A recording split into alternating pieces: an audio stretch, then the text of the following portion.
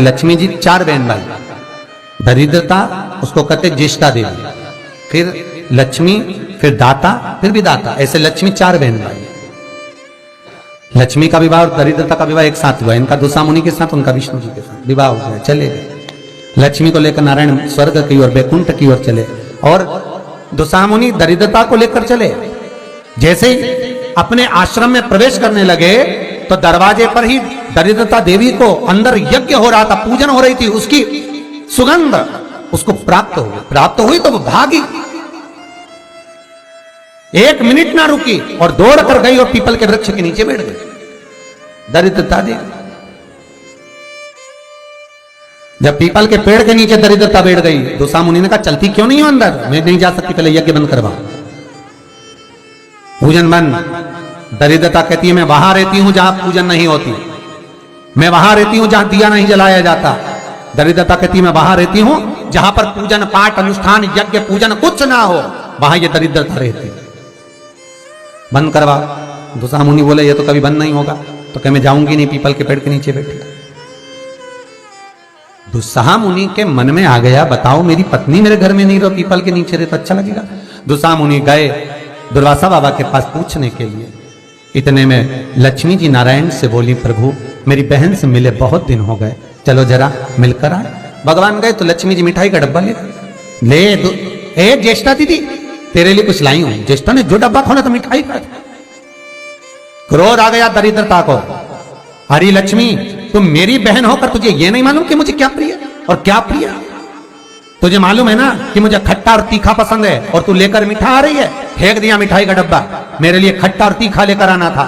लक्ष्मी जी बोली जी जी अब तेरी शादी हो गई, मैं समझी कि तब तो मीठा खाएगी, अब क्या मालूम था कि अभी भी खट्टा और तीखा खाएगी, फेंक दी। महाराज ये दोनों बहन का विवाह एक साथ हुआ है, इसलिए आज भी दोनों बहन प्रतिदिन घूमने के लिए एक साथ निकलती है। और हमारा शिव महापुराण का चरित्र, विष्णु पुराण का चरित्र, स्कंद पुराण का चरित्र कथा कहती है कि दरिद्रता हमारे घर में प्रवेश ना करे, इसलिए दरवाजे पर नींबू और मिर्ची को टांगा जाता है, जिससे दरिद्रता देवी बाहर की बाहर खाकर चली जाती है, और मिठाई का डब्बा अंदर रखा जाता है, जिससे लक्ष्मी अंदर प्रवेश कर जाती है। मिठाई घर के अंदर और दरिद्रता के लिए नींबू मिर्ची बाहर। ये बात प्रवेश ना चाहिए।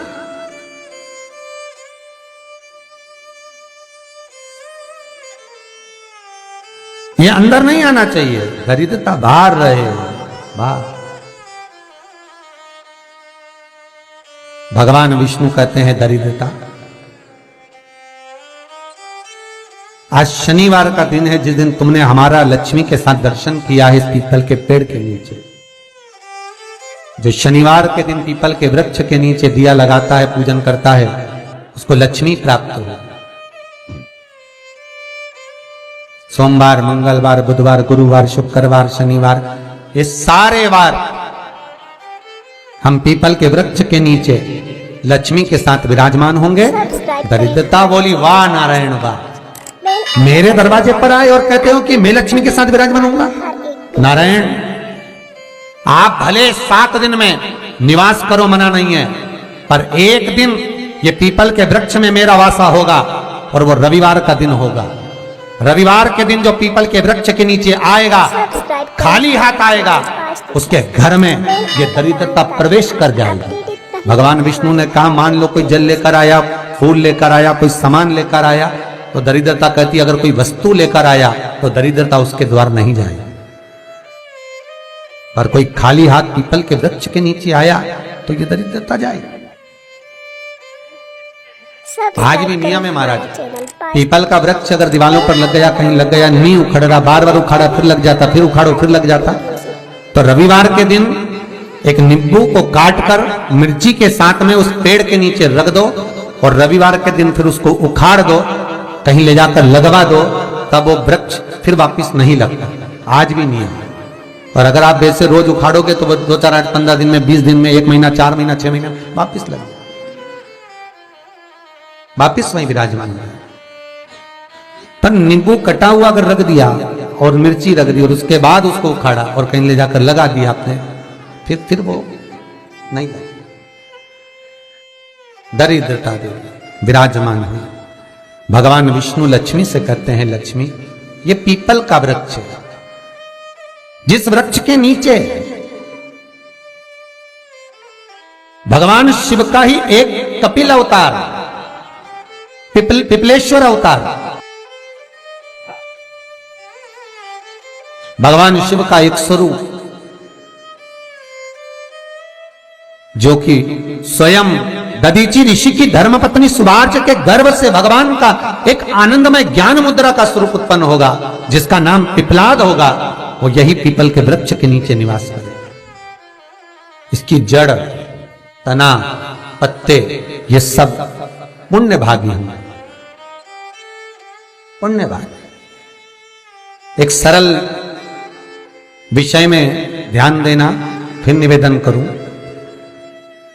कई माताएं कहती है, गुरुजी हमने सफेद आंकड़े की जड़ बांधी और मान लो संतान हुई, और कई ऐसी हैं जिन्होंने बांधी और तो नहीं हुई है, तो उसके लिए भी ध्यान रखिएगा।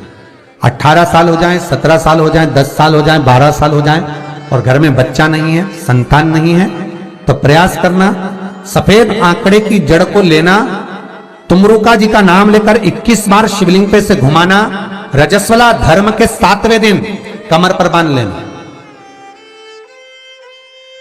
और उसी दिन से एक पीपल का पत्ता मंगवाना, शंकर भगवान पर चढ़वाना और पीपल के पत्ते को गौ माता के दूध में उसको उकलवाना। ठीक है, उकलवाकर ठंडा करवाकर पत्ते को बाहर ठंडा करने में डाल देना। दूध जब ठंडा हो जाए हथेली पर उस गिलास को रखना और भगवान शिव का तुमरुका जी का नाम लेकर उसको पीना चालू कर देना। लगभग 8 दिन 15 दिन उस दूध का पान कर कर फिर विश्राम करें। महाराज संतान की प्राप्ति अवश्य हो, संतान अवश्य प्राप्त हो।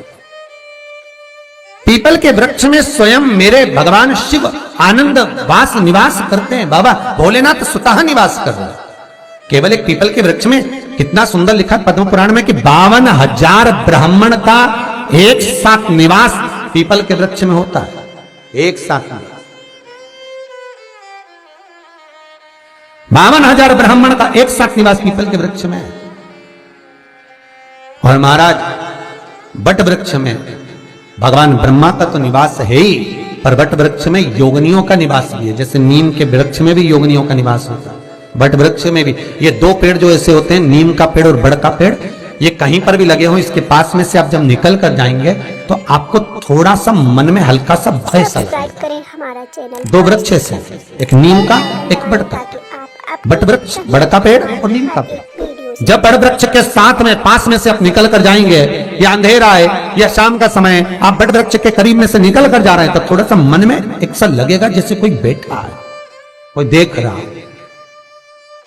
सब्सक्राइब करें हमारा भगवान शिव का बेल आइकन दबाएं। महाराज अपडेटेड रहें हमारे हर एक वीडियो। फिर निवेदन करा, आगे जो चरित्र कहा बाबा का,